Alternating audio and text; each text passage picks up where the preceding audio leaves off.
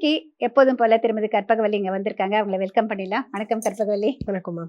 இன்னைக்கு நான் செஞ்சிருக்கிறது வந்து ஒரு வெஜிடபிள் சைட் டிஷ்மா, வெஜிடபிள் சால்னான்னு சொல்லிட்டு பேர் சொல்லியிருக்கேன். ஓகே. இதுல வந்து எல்லாம் மிக்சட் வெஜிடபிள்ஸ் போட்டிருக்கேன். அதாவது onion, capsicum, cabbage, broccoli, cauliflower, அதோட வந்து கேரட்டு, உருளைக்கிழங்கு, வீட்டில் என்னென்ன இருக்கோ பீன்ஸ் எல்லாத்தையுமே சேர்த்துட்டு பண்ணியிருக்கேன்.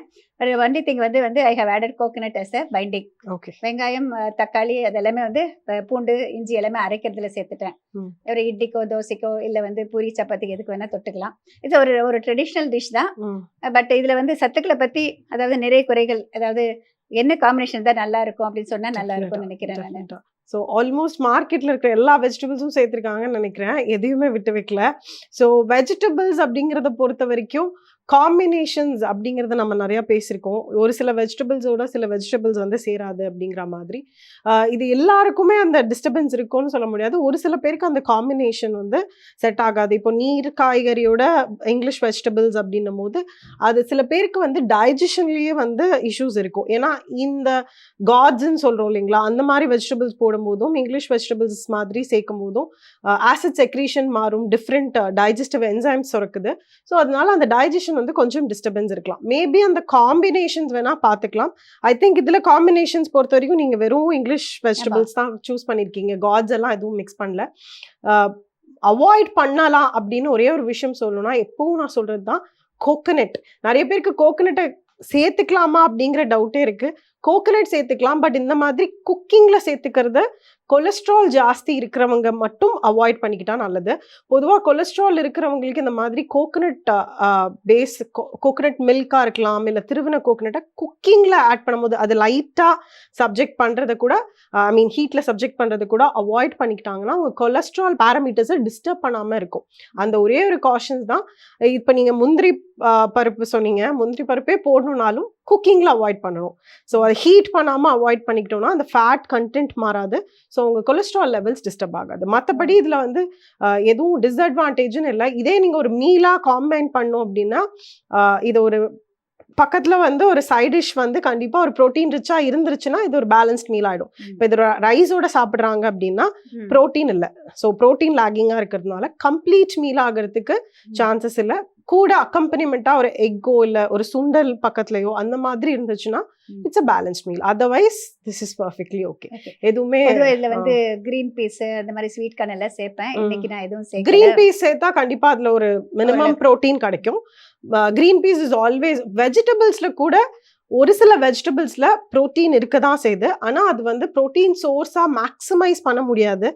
நமக்கு தேவையான ஒரு 20 கிராம்ஸ் அப்படி கிடைக்காது. ரொம்ப மினிமலாக ஒரு 2 to 3 கிராம்ஸ் மினிமம் அவ்வளோ கிடைச்சாலே பெரிய விஷயம். ஸோ அப்படியே மேட்ச் பண்ணிக்கிறதுக்கு வேணா அதை யூஸ் பண்ணிக்கலாமே தவிர சோர்ஸ் ஆக முடியாது. ஓகே. இப்போ ஒரு இட்லியோட காம்பினேஷன் இது கொடுக்குறோம்னு வச்சுக்கோங்களேன். ஒரு இட்லிலேயே நம்மளுக்கு வந்து தேவையான ஓரளவுக்கு, அதாவது ரைஸ் அண்ட் தால் சேர்க்கிறோம், ஓரளவுக்கு தான் நம்மளுக்கு அதுல ப்ரோட்டீன் கிடைக்கும். பட் இந்த காம்பினேஷன்ல கிடைக்காது இல்லையா? Again you need one more source. டெஃபினட்டா இட்லிலேயே வந்து நமக்கு தேவையான அளவுக்கு கம்ப்ளீட்டா கிடைக்கிறது. But it's a complete source. Idli and urad dal செய்யறதுனால idli is a complete source of protein.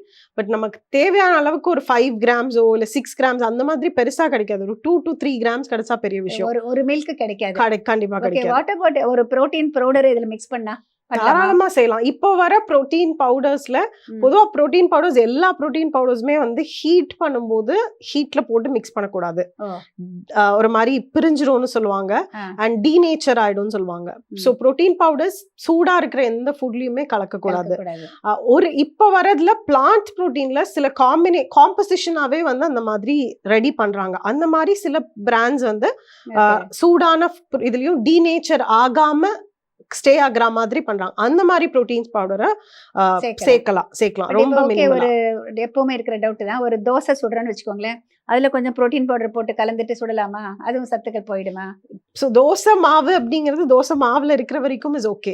அதை நீங்க அடுப்புல போட்டு ஹீட்ல பண்ணும்போது டீநேச்சர் ஆகுது. ஸோ பொதுவா நாங்க கண்டிப்பா நான் சஜஸ்ட் பண்ண மாட்டேன்.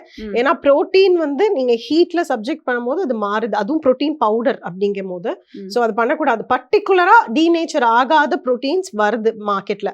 அந்த மாதிரி ப்ரோட்டீன் மட்டும்தான் இந்த இட்லியில மாவுல இல்ல குழம்புல சேர்த்துக்கிறது அதெல்லாம் பண்ணலாம்.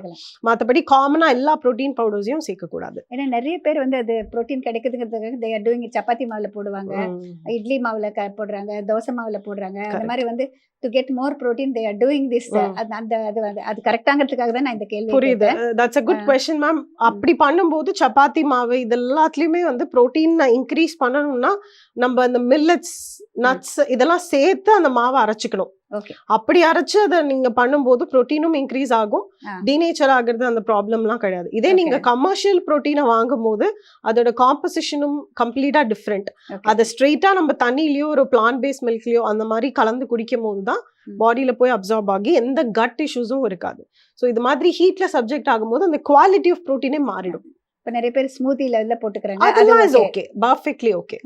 அப்புறம் வந்து நம்ம லஸ்ஸில போடலாமா? அதெல்லாம் நீங்க எதுவுமே ஹீட்ல வைக்காம எல்லாம் வேணா போடலாம். ஓகே. லஸ்ஸியோ ஒரு மில்க் ஷேக்கோ அந்த மாதிரி செய்யறப்ப நம்ம புரோட்டீன் பவுடர் சேர்த்துக்கலாம்.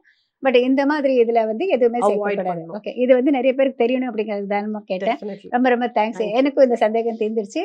மீண்டும் அடுத்த வாரம் சந்திக்கலாம். வணக்கம். Thank you ma'am. தேங்க்யூ. இப்போ நம்ம பார்க்க போறது சமையலறை டிப்ஸ். பொதுவாக வந்து மிளகா வந்து நிறைய வறுப்போம். அதாவது நம்ம சாம்பார் பொடிக்கோ ரசப்பொடிக்கோ இல்லை வேற எந்த இதுக்காவது பொடி மாதிரி பண்ணுறப்போ முதல்ல வந்து மிளகா வறுக்கிறது பழக்கம் இருக்கு. மிளகா வறுக்கிறப்ப என்ன ஆகுனாக்கா வீடு பூரா அப்படியே ஒரு நெடி வரும் பாருங்க. எல்லாருக்கும் வந்து இரும ஆரம்பிச்சிருவாங்க. அந்த நெடி வராமல் இருக்கிறதுக்கு என்ன பண்ணலாம்? இப்போ பாருங்க, இங்கே வந்து ஒரு பேன் வச்சிருக்கேங்க, சுட வச்சிருக்கேங்க. இதில் வந்து மிளகா சேர்க்குறேன். எப்பவுமே நம்ம வந்து ஹை ஃப்ளேமில் போட்டுட்டு மிளகா வறுத்தோம்னாக்கா டெஃபினட்டாக வந்து நெடி வரத்தான் செய்யும். அதை வராமல் ப்ரிவெண்ட் பண்ணுறதுக்கு என்ன பண்ணலாம் அப்படின்னாக்கா, இப்போ நிறைய மிளகா இருந்தாலும் கொஞ்சமாக உப்பு போட்டால் போகிறேங்க. நான் வந்து கல் உப்பு வச்சுருக்கேன், கொஞ்சமாக கல் உப்பு இதில் தூவுறேன். இந்த உப்போடு சேர்த்து நம்ம வறுக்கிறப்போ மிளகா வந்து வீடு பூரா வந்து நெடி வராதுங்க. ஒரு நல்லா கிறிஸ்பாக வரதுக்கு கூட வந்து ரொம்ப ஹெல்ப்ஃபுல்லாக இருக்கும். மிளகா வந்து நம்ம வந்து கையில் தொட்டால் கொஞ்சம் கரகரப்பாக ஆகணும், அந்த அளவுக்கு நம்ம வறுப்பட்டால் போதுமானது. கொஞ்சம் வறுத்த பிறகு நமக்கு நீங்கள் ஆஃப் பண்ணிட்டீங்கன்னா போகிறோம்.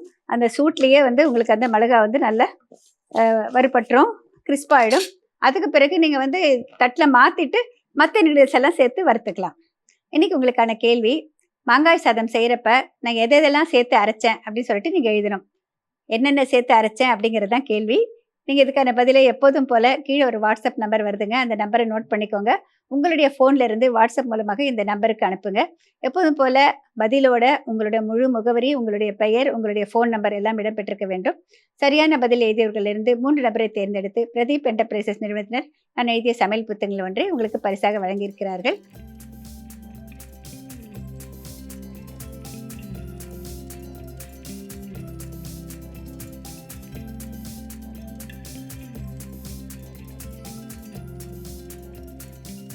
மீண்டும் அடுத்த வாரம் சந்திக்கலாம். அதுவரை விடைபெறுவது உங்கள் மல்லிகா பத்ரிநாத். வணக்கம்.